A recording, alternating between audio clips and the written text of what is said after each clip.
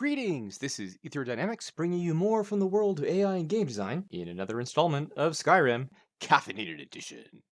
The goal here is to speed run through some content that shows all the juicy little details you may not know about my enhanced AI and organic factions mods. I figure since they've been out for 5 years now, some spoilers aren't exactly going to kill anybody.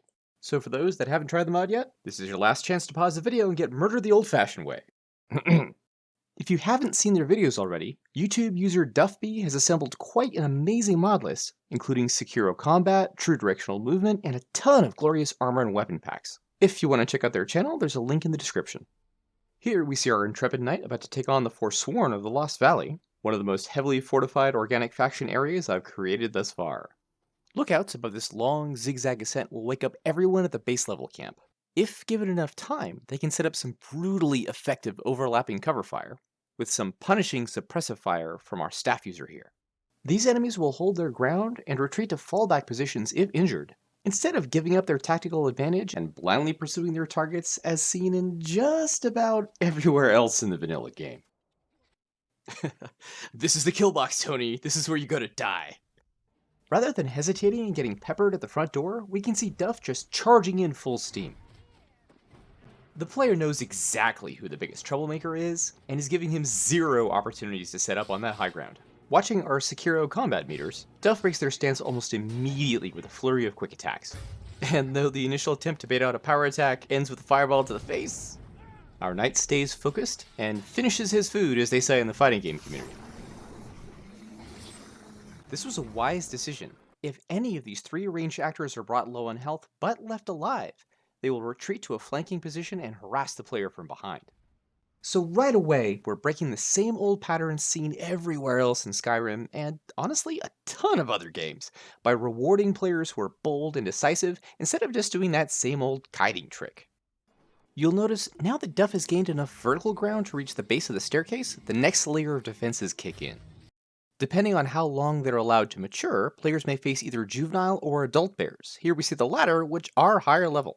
You'll also notice these bears are a little unusual since they have magical armor cast on them. This is thanks to the local Beastmaster for this zone, who you can see in the background using her flame cloak.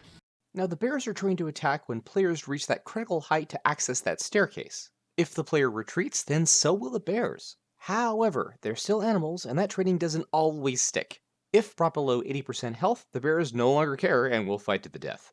By injuring one bear but leaving the other untouched, Duff has now split the defenders and has far less trouble taking out a single opponent. Don't worry kids, he's just sleeping. We can see in the background that the Beastmaster was about to run in to tend to her animal, but is now falling back to defend the high ground. After healing up and blocking some arrows, our knight pushes in, cueing the defenders to switch from range to melee combat. This also brings our Beastmaster and pet back into the fray, both of which have flame cloaks. Once again, Duff finishes their original opponent and prevents that flanking behavior. But our flaming bear plus the archers on the ridge bring a little too much pressure for this close combat build character, and the player has to back off again. While the Forsworn bowman retreats back to the high ground, our bear friend is now too wounded and too enraged to fall back. Now, observant players would have noticed how the Beastmaster tends to stay in the orbit of her animals.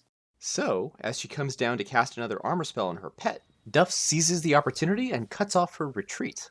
This was a brilliant tactical move, and the low armor target is quickly dispatched. Now that the caster is dead, the flame cloak wears off of our ursine friend, so Duff is free to take them out with far less hassle, and the two bears can now cuddle below. As the knight charges the hill, we can see a few more arrows coming their way. The archer from the next area has taken notice, and is now peppering the player from the safety of the wall. Different actors will be on patrol depending on the time of day. So, again, observant players will be rewarded by carefully planning their time to strike. But more about that in a bit. Duff corners his prey, and though the archer tries to scurry away several times, there's no escape. Instead, we get this crazy cinematic kill cam. Seriously, this feels like it came straight out of a game trailer. Here we see one of the rare cases where our patrol archer jumps down into the fray. And right there, Duff blocks the arrow, but there's a new effect in play. This higher level archer uses an enchanted bow which increases vulnerability to fire. It's not enough to kill the player outright, but it's enough to increase the risk and rate of resource consumption. This is another example of the carefully crafted layered gameplay, very similar to Dark Souls. The player must make an active decision to keep using resources in pursuit of their goal, or to head back to town and cash in the loot they've collected thus far. Despite getting pelted with more flame arrows, Duff wisely decides to go in for the kill. These last two archers share the same fallback behavior with the Beastmaster. At 80 to 100% health, they'll hold their ground. At 60 to 80%, or if the player makes it up the stairs to the camp, they'll mix things up by going into search and destroy mode. But below 60% health, they'll retreat to a vantage point in the next combat zone, where fresh troops will act as a buffer. So, though injured, they can still provide supporting fire. Instead, our knight doesn't give them room to breathe or retreat, and quickly takes out these low armor targets. If anyone asks, that's ketchup. Duff goes looking for that surprise guest archer, but she's already fallen back to the next zone. Here, our last defender gives her position away with that errant shot, and the player moves in to finish their grim work.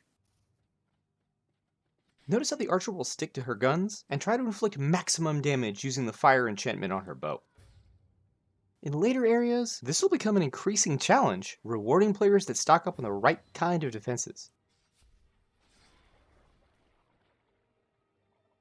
Once again, Duff benefits from preventing any of the low-level Forsworn from getting away.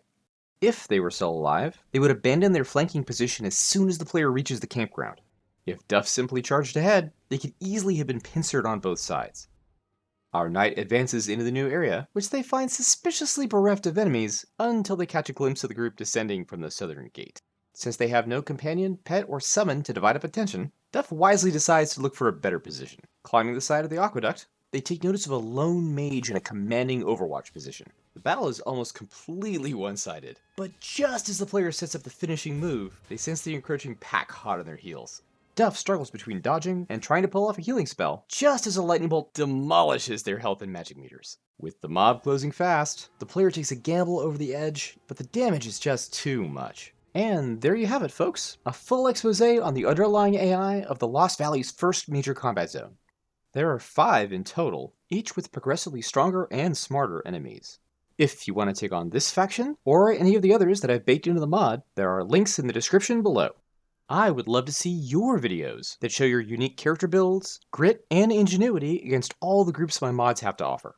A big thanks to my top tier patrons for their support. If you'd like to see more changes like these in video games, please like, share, subscribe, and check out the social media links below. This has been a presentation by Ether Dynamics. Thank you for watching.